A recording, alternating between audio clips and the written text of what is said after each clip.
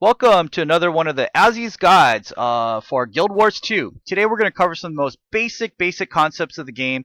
This was actually designed for one of my friends who did not get a chance to play in the beta. She's played other MMOs but was a little confused on the concepts of Guild Wars 2 or not. I don't know what she was saying. I was really paying attention to the Avengers film. And so I wanted to create a guide for her so she could better understand the game as soon as she jumped in. We will be using the Skills Tools app. It was created by some French guy. So if you find yourself facing things that have like a different language on it, like French or Italian or Russian, Greek, I have no idea. Feel free to click on one of these little buttons. We will link this below in the description so you can find it and use it. So this is in essence is a tutorial of how to use this app. So again, very basic stuff. So don't expect some mind-blowing whatever XYZ. But let us get started by going to a screenshot. This is a screenshot of my character as we're ending the beta. But I wanted to highlight certain things on the user interface. The 1 through 5 here is corresponds to your keyboard 1 through 5. This is affected by your weapon. If you notice, there's a gap right here because I'm dual wielding. I have a pistol and probably another pistol or dual daggers. 1 through 3 is usually your main hand weapon. 4, 5 is your offhand weapon. If you're using a two-handed weapon like a bow, two-handed sword, great battle axe or something, 1 through 5 will correspond to that single two-handed weapon. This is your weapon swap, which is the squiggly line button to the left of your number 1 button on your keyboard. If you look at the number 1 that's above the Q, to the left of that is a squiggly line. That is your weapon swap. Your function buttons 1 through 4, depending on your class, basically is your super class power. For the thief, it's the ability to steal, like you'll shadow jump somewhere and steal that person's powers. So different classes have different function powers. Some classes will have a bar of something. Thieves use initiative. So this builds up over time, but you start at 10. As you use these powers, it drains. This is your boons. If you have any bonuses or buffs that boost your combat ability, you'll get one of these. This is your health. 6 on your keyboard is your health or healing power utility. 7 through 9 are your general utilities, which I'll go over in a little bit. 10 is your elite, which I did not get. And this is your endurance bar. Endurance is what measures how much you could dodge in this game. When you double tap a arrow direction, you'll dodge in that direction. And usually every time you dodge, you burn up. Well, that might have been a little too much. You'll burn up a little bit of your endurance, like a little bit over a third.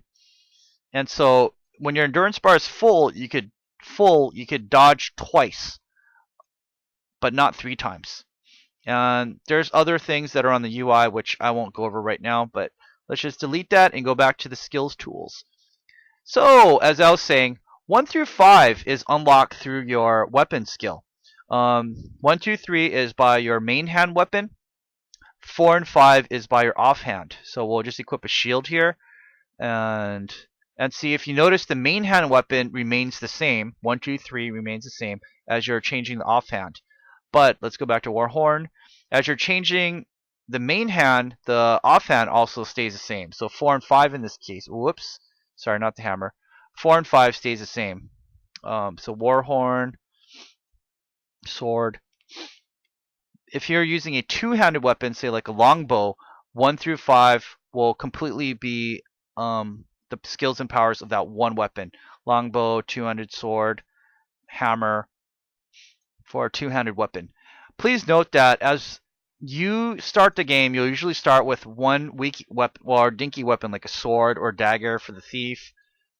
And your 2 through 5 abilities will be unlocked as you kill enemies. So you need to kill enemy mobs, either they're NPC mobs or real players or whatnot, and it unlocks per kill. So I believe 2 might have taken like 10 kills to completely unlock.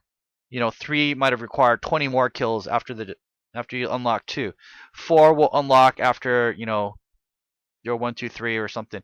And so what happens is what happened in the forums is a lot of people are complaining, oh, I just jumped straight into PvP. I only had the number 1 unlocked, and that really sucked for me, and I was just getting slaughtered, da da da da da. And so these guys were running around getting themselves killed, and so it just really sucked because they only had like the number 1 unlocked, but not the 2 through 4 on their weapon ability. And again, these unlock as you kill mobs in the PvP, the PvE, and or in the PvP world, or kill opposing players. And so some players were saying, oh, it took half an hour to unlock the number 2, another 40 minutes to unlock the number 3. Like, what the hell? This game sucks. What they probably should have done was run around and in the PvE world and just kill mobs. Like, just kill enemy creatures, especially during the dynamic events. When the dynamic events were going on, they would send out sometimes it sent out a lot of really weak NPC creatures that you could just kill really quick, and that rapidly unlocks the rest of your weapon skills. Now, one other feature that this game has is the weapon swap. So the weapon swap, again, we went over the little squiggly line. This unlocks at level 7. The weapon swap unlocks at level 7, and what this does is it allows you to use 2 sets of weapons. You could switch weapons, like your configuration, sword, pistol, pistol, whatever you want, out of combat. But during combat, you can only have 2 sets of weapons once this unlocks. Otherwise, you're stuck with 1 set of weapons. At level 7, you could switch your weapons.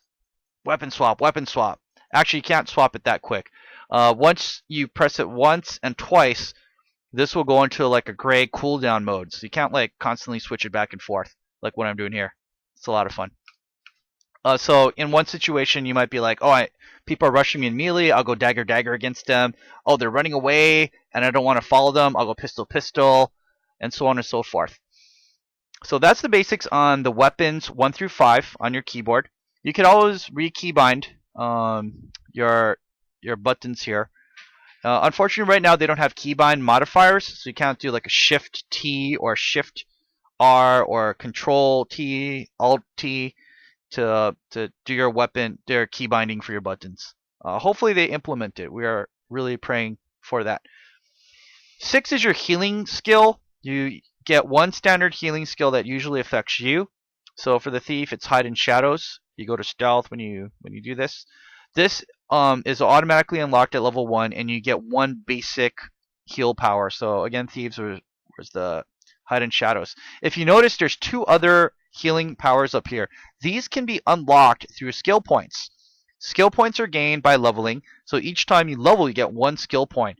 They can also be gained through the PvE world, and let's go there right now. Okay, so this is a sample of the PvE world, and in the world, it's Wayfarer's Foothill. Wayfarer's Foothill is the Norn starting area, levels 1 through 15, and if you'll notice earlier on the map, we have this little blue marker thing here. The little blue marker, these are waypoints that you could bind to and teleport there at a cost.